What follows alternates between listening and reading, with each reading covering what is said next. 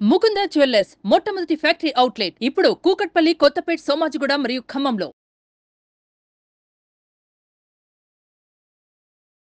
నమస్కారం డాక్టర్ శ్రీ ఆచార్య అనంతకృష్ణ స్వామి గారు. నమస్కారం అండి. సో క్లాసెస్ చాలామంది అడుగుతున్నారు. కంటెంట్ స్టార్ట్ చేసే ముందు ఈ క్లాసెస్ ఎప్పుడెప్పుడు ఎక్కడెక్కడ ఉండే అవకాశం ఉంటుందనేది ఒక్కసారి ప్రతి ఒక్కరు తెలుసుకోవాలనుకుంటున్నారు. 22 సెప్టెంబర్ వచ్చి మళ్ళీ హైదరాబాద్లో రెగ్యులర్ క్లాస్ ఉంటుంది.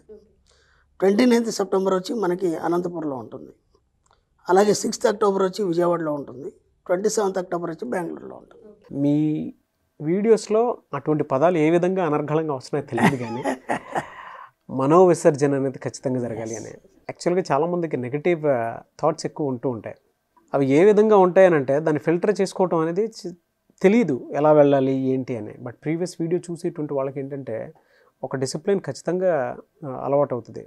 అంటే అది ఎలాంటిదని అంటే వీడియో కూడా థెరపీ లాంటిదని చెప్పొచ్చు. కావచ్చు.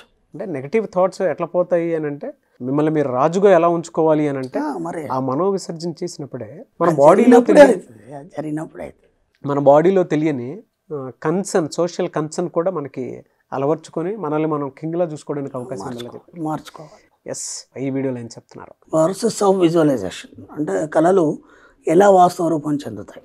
ఓకేనా, ఇది మనం ఎన్నోసార్లు చెప్పుకున్నాం. ఇప్పుడు మళ్ళీ డిఫరెంట్ సబ్జెక్ట్. షూర్.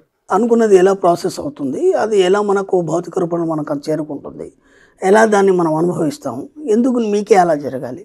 నాకు చిన్నప్పుడు ఒక కళ ఉండేది. అంటే కార్టూన్ నెట్వర్క్ వచ్చేటప్పుడు బ్లాక్ అండ్ వైట్లోనే కార్టూన్ నెట్వర్క్ వచ్చేది.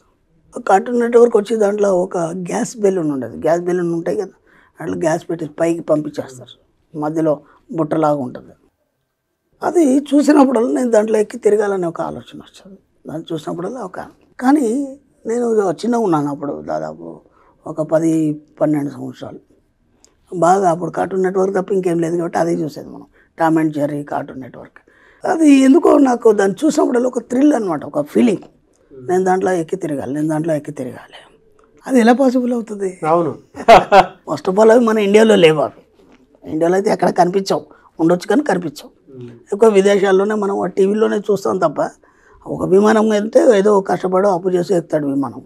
కానీ గ్యాస్ బెలూన్ ఎక్కాలనే ఆలోచన ఎందుకు వస్తుంది? నాకు అది ఉండిపోయింది, నాకు అలా ఉండిపోయింది. ఇక్కడ ఏం జరుగుతుంది అంటే, మనం ఇంతకుముందు కూడా చెప్పుకున్నాం, మనం స్పెషల్ క్లాస్లో కానీ లేకపోతే మనం వీడియోలో కూడా కొన్నిసార్లు చెప్పుకున్నాము. సూప్రాకాన్షియస్ మైండ్ అని ఒక పాయింట్ చెప్పుకున్నాం మనం. సూప్రాకాన్షియస్ మైండ్, ఆ సూప్రాకాన్షియస్ మైండ్లో నీ కోరిక ఉండిపోతుంది.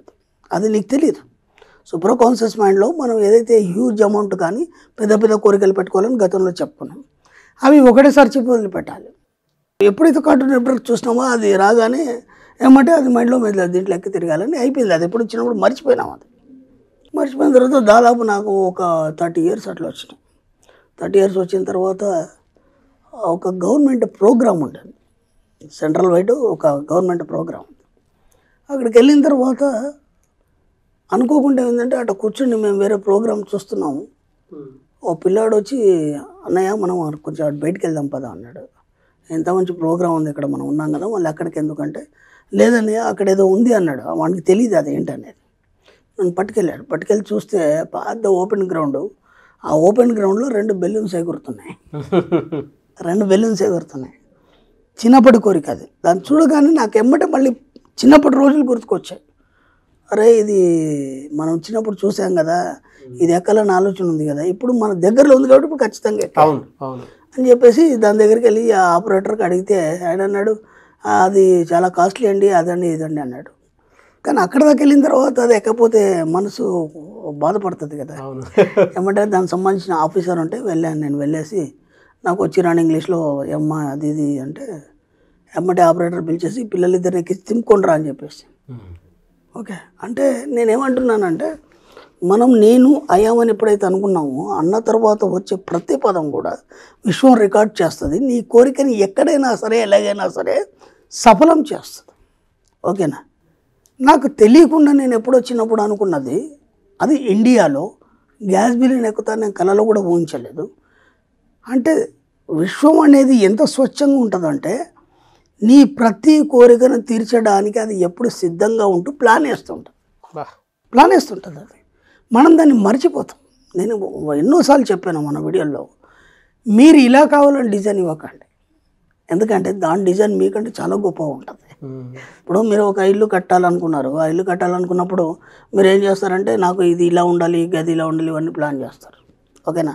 ఏదో మామూలు పేపర్ తీసుకుంటారు, పెన్నుతో మామూలు డిజైన్ వేసి ఏదో చెప్పి ఏదో ఊహించుకొని భార్య పిల్లలు అందరూ చర్చించి ఇలా ఇలా అనుకుంటారు. అదే ఓ డిజైను నాకు ఇలా కావాలని ఒక ఆర్కిటెక్చర్కి ఇచ్చారు. ఎంత అద్భుతంగా ఇస్తాడండి ఆయన. అవును, అవునా కదా? ఎప్పుడైనా వీడియో విజువల్స్ లేదంటే 3D డిజైన్లో కూడా మనకు చూపిస్తాడు. అప్పుడు ఏమవుతుందంటే మనం వేసిన డిజైన్కి కొన్ని వేల రేట్లు అద్భుతంగా ఉంటుంది. అంటే మనం అది రెడీ కాకముందే మనం ఇప్పుడు చూడగలుగుతాం దాన్ని. ఇదంతా ఎలా సాధ్యమవుతుంది? కళలు వాస్తవ రూపం చెందే విధానం, ప్రాసెస్ ఆఫ్ విజువలైజేషన్. ఓకేనా? ఇక్కడ ఏం జరుగుతుందంటే ఎప్పుడైతే నువ్వు ఆలోచిస్తావో ఆలోచించిన మరుక్షణం ఏమవుతుందంటే ఎలక్ట్రోమాగ్నెట్ ఎనర్జీ నీ లోపల మీకు తెలియకుండానే ఒక విద్యుదయస్కాంత శక్తి అనేది ఉత్పన్నమవుతుంది. దాంతోపాటు ఏంటంటే బయోకెమిక్ ఎనర్జీ, అది ఈ భూమి లోపల ఉంటుంది. మనకి బయోకెమిక్ ఎనర్జీ భూమి లోపల నుంచి నీ యొక్క శరీరం ద్వారా అది ప్రసరితం అవుతుంది. ప్రసరితం అయిపోయినప్పుడు ఏమవుతుందంటే రెండింటి సమ్మేళనం ద్వారా విశ్వానికి ఆ సంకేతాన్ని పంపించడం జరుగుతుంది. అర్థమైందా? నువ్వు ఏదైనా కోరుకో, ఎందుకంటే నువ్వు భూమి మీద నడుస్తున్నావు. మనకు సంపద ఎక్కడి నుంచి వస్తుందంటే విశ్వం ఇవ్వదు.